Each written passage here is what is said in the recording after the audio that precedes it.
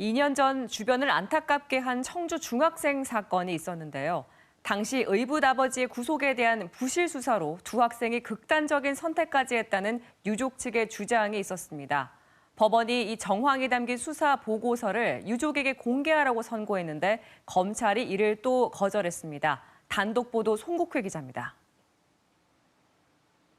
2년 전 두 학생의 극단 선택을 통해 외부에 알려진 의붓 아버지의 성범죄. 지난해 법원이 의붓 아버지에게 징역 25년을 확정한 뒤에도 유족의 부실 수사 주장은 계속됐습니다. 그게 잘못이 아니라면 도대체 애들은 왜 죽었는지. 유족들은 의붓 아버지에 대한 체포와 구속영장이 3차례 지연되면서 결국 두 학생을 죽음으로 몰고 갔다고 주장했습니다. 당시 검찰에 영장 지연 정황이 담긴 수사보고서 공개도 요청했지만 거절당했습니다. 소송 중인 지난해 10월에도 수사 자료를 공개하라는 법원 권고를 검찰은 수사 기법이 노출된다며 거부했습니다.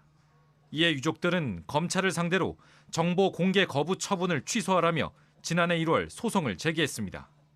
다시 영장이 발표돼가지고 두 아이가 일주일만 기다려보자는 그 기대를 저버리면서까지 세상을 등졌는지 참 이해가 안 되면서.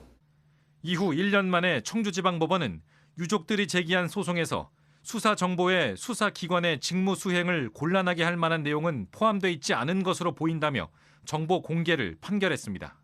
이 같은 법원의 판단에도 불구하고 검찰이 최근 항소장을 제출한 것으로 확인됐습니다.